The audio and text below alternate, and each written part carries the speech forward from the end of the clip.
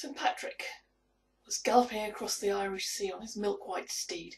You can do that kind of thing when you're a saint. Though right then he'd just as soon have been back on land. It was the sea serpent, you see. It wanted its dinner, and it had decided that he and his horse looked especially tasty. He could hear it rushing along behind him, but he couldn't see it. That was the other problem.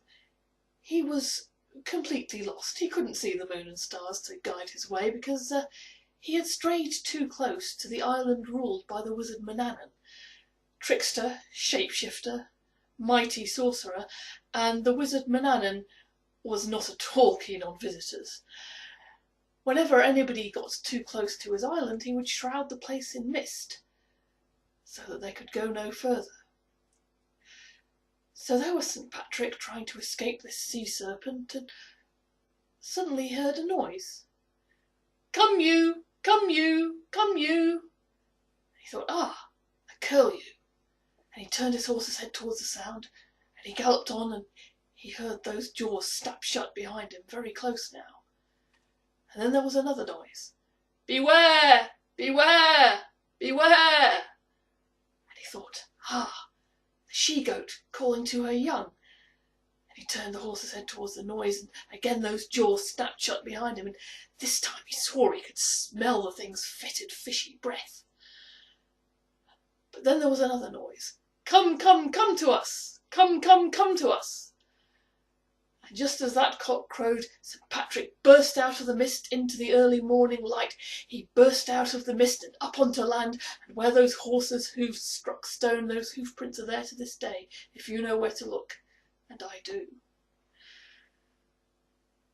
The sea serpent's jaws snapped shut one final time, right behind him, but they were just a little bit too far away.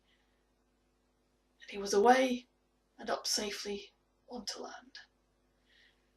He and his horse stopped to get their breath back, and then St. Patrick decided it was time to hand out some just desserts. "Blessed be the curlew," he said. "From this day forth let no man find her nest. Blessed be the she-goat.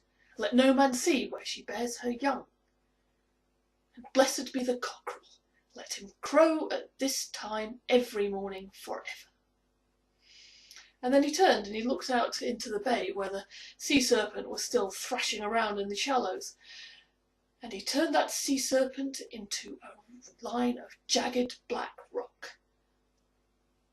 And that line of rock is there to this day, and at low tide you can go out and climb along it, and I have. And there he was, and he went to explore this new land he had found. And it wasn't very long before the wizard Manannan realised that somebody had made it through the mist and reached the island. And he came out of his castle atop Barul, and he looked down. And he did what he always did when somebody made it through the mist.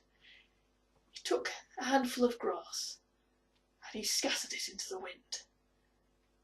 He changed that grass so that it looked like there were 100 well-armed and very angry warriors bearing down on St. Patrick. But St. Patrick wasn't a saint for nothing. And he just looked at them, and he could see right away that they were nothing but artifice, and he said, "You'll have to do better than that, Manannan." And Manannan glowered back at him, and oh, he was a fine figure of a man in those days, was Manannan. His hair and his beard were long and black.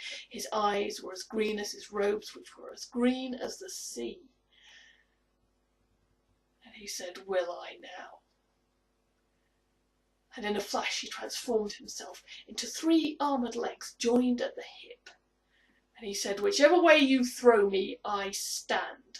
And he came bearing down on St. Patrick in a blaze of fire. But St. Patrick raised his staff and he started to chant the hymn known as St. Patrick's breastplate, and Manannan couldn't get near him. And all that day they fought up and down and back and forth across the island, but it was St. Patrick who had the best of it in the end, and Manannan went retreating up into the storm clouds around his castle, and his reign was over. But some might say that he was the one who had the last laugh. After all, St. Patrick, well, that little islet off the west coast where he first landed, that does bear his name to this day, but the island as a whole, that is still Manannan's Isle, that is still the Isle of Man. And its symbol is 3 armoured legs joined at the hip, and its motto is whichever way you throw, it stands. And Manannan himself, though, he's still there with his castle safely hidden from prying eyes as only wizards know how. And there are those, at midsummer, who pay him rent of rushes and yellow flowers. And when the mist rolls in from the sea, as it so often does, the islanders will tell you that's the wizard Manannan, drawing his cloak.